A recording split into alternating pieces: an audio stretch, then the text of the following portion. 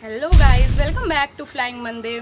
Guys, आज की video में आपके साथ एक हॉन्टेड स्टोरी शेयर करने वाली हूँ। जी हाँ, हॉन्टेड स्टोरी जो कि पूरी तरह से सच है, क्योंकि ये हॉन्टेड स्टोरी मेरी एक फ्रेंड के साथ हुई थी। हॉन्टेड घटना मेरी फ्रेंड के साथ में हुई थी और जो उसका एक्सपीरियंस था, जो उसके ऊपर उस टाइम बीता, वो मैंने अपनी आंखों से देखा है और वही वाकया मैं आज आपके साथ शेयर करने जा रही हूँ।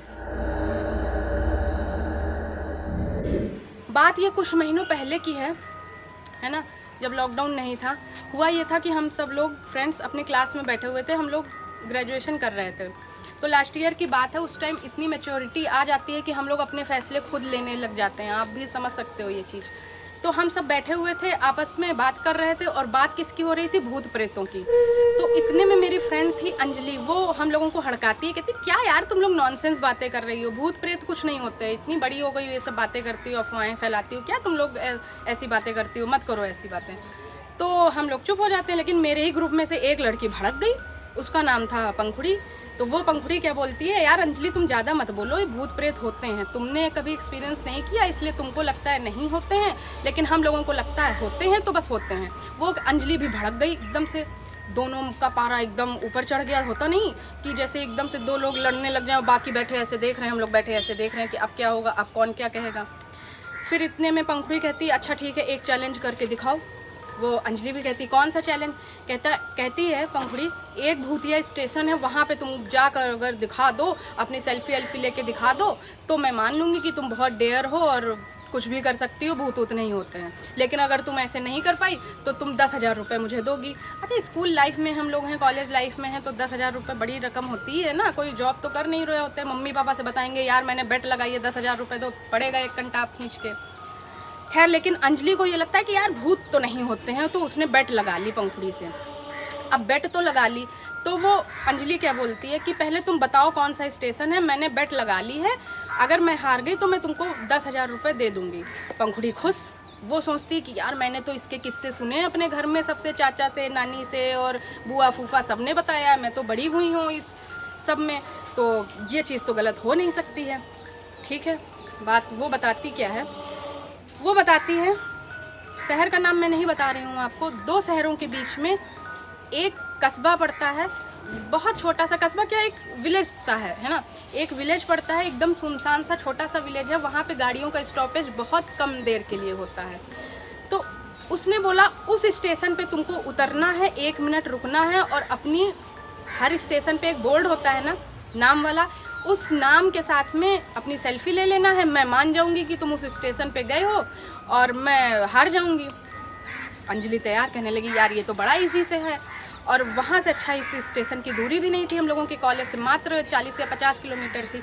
अंजलि एकदम तैयार हो गई, लेकिन पंखुड़ी की एक शर्त ये थी कि अंधेरे में तुम्हें जाना है, ये नहीं भैया तुम दिन में चली गई, दिन में जाने का कोई मतलब नहीं है, आपको रात में 8 बजे के बाद जाना है। बस फिर क्या था, अगले दिन अंजलि उस स्टेशन के लिए, या उस गांव वाले स्टेशन, डरावने स्टेशन के लिए निकल पड़ती है और सेल्फी एल्फी दिखाती है, वीडियो कॉल करती है कि देखो भैया देखो मैं अभी स्टेशन पे हूँ, 9 बजे की मेरी ट्रेन है और मैं जा रही हूँ वहाँ उस गाँव।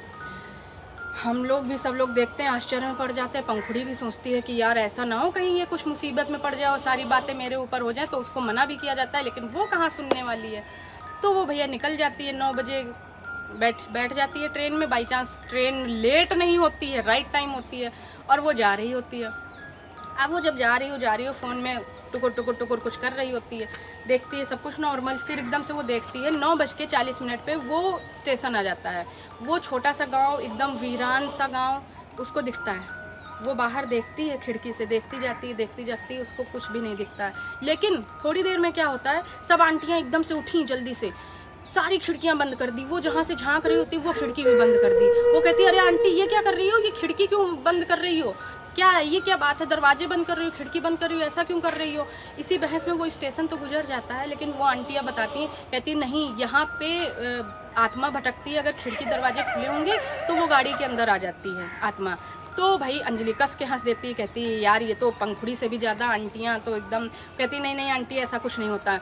तो आंटी भी गुस्सा करने लगती, कहते हैं ऐसा है बेटा, हम लोग मानते हैं ऐसा होता है, तुम मानो या ना मानो, तुम्हें नहीं मानना है तो आज शुक्रवार है, तुम संडे को आ जाओ, अकेले पूरा मिलेगा तुम्हें ये कैबिन, जो भी ट्रेन का वो होता है डिब्बा, और यहाँ कोई नहीं होगा, आराम से तुम दरवाजे खिड़की खोल लेना, स्टेशन पे उतर जाना और घूम लेना, हम लोग ये सब नहीं करने देंगे क्योंकि हम लोगों को अपनी जान प्यारी है। तो अंजलि समझ जाती है कि यार आंटी से बहस करने का कोई फ़ायदा नहीं है, तो वो जाती है, फिर वापस आ जाती है अपने घर। फिर लेकिन उससे चैन नहीं बढ़ती, मतलब बेचैन सा रहती, कहती यार पंखुड़ी ने बताया था, इन आंटियों ने भी बताया, और आपको पता है ना कुछ सच जानना हो, किसी चीज़ का एक्सप्लोर करना हो तो दिमाग में कीड़ा घूमता है, ऐसे ऐसे ऐसे ऐसे करता है जब तक वो काम ना कर लो। अंजलि का भी हाल कुछ यहाँ पे ऐसे ही था। संडे का दिन आता है, वो पूरा दिन बेचैन रहती है कि यार जाऊंगी जाऊंगी, रात में जाऊंगी। फिर वो पहुंच जाती है स्टेशन और फिर वही सेम चीज़ फिर से कॉल करती है, कहती कि उस दिन तो सब पता ही था हम लोगों को क्या हुआ। फिर वो फ़ोटो वोटो लेना, खींचना, भेजना शुरू हो जाता है। फिर वो बैठी रहती, आज तो उसे पता है कि भैया 9:40 पे ट्रेन जो है उस गांव वाले भूतिया स्टेशन पे पहुंचती है, मैं उससे पहले एकदम रेडी रहूँगी। आज का सीन थोड़ा सा उल्टा था, थोड़ा सा डरावना था। मुझे तो शायद बहुत ज़्यादा डर लगता, मैं तो बिल्कुल भी ना जाती, लेकिन हेड्स ऑफ अंजलि, वो चली गई क्योंकि उस केबिन में आज कोई भी नहीं था, एकदम खाली था। क्योंकि होता ही है नॉर्मली संडे को सब ऑफिस कॉलेज ये सब बंद रहते हैं तो लोग घर ही में रहते हैं। वो केबिन खाली था, लेडीज़ केबिन था और वो खाली था। अंजलि तो बहुत खुश थी, कहती यार कोई भी नहीं है, आज मैं आराम से उतरूँगी, 1 मिनट का टाइम रहता है, मैं जल्दी से सेल्फी लूँगी और वापस आके बैठ जाऊँगी। वो क्या देखती है, 5 मिनट बाकी है, स्टेशन आने वाला होता है। वो दूर से देख लेती, हाँ यार ये बोर्ड लगा हुआ है इस गांव का, एकदम सन्नाटा, अंधेरा भी हो जाता है एकदम।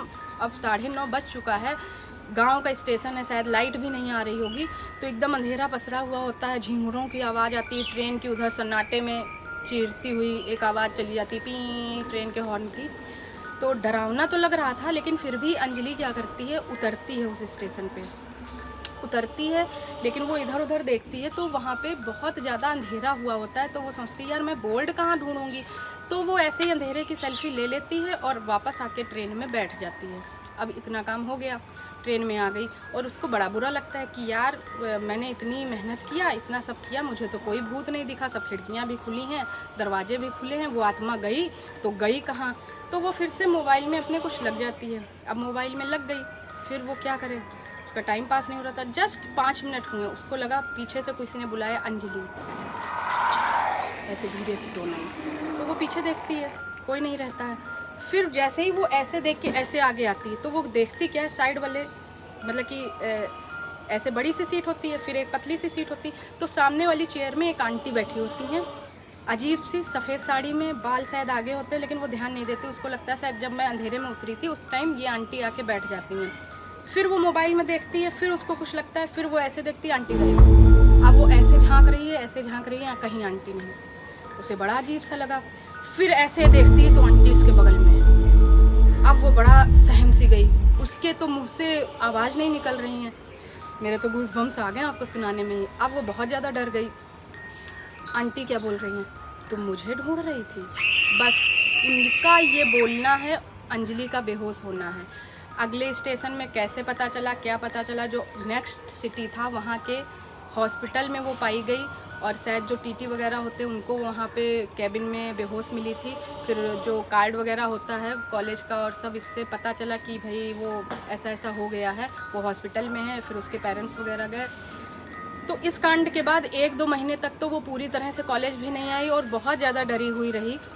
और जो भी था यही था, फेक था, रियल था। हम लोगों को ये बात बताई गई, हम लोगों ने ये सुनी, हम लोगों को तो बहुत ज़्यादा डर लग गया था क्योंकि उसकी स्थिति देख के हो सकता है कुछ साइकोलॉजिकल इफेक्ट भी होते हैं, हो सकता है ऐसा कुछ ना हुआ, उसके दिमाग ने ये सब सोच लिया हो।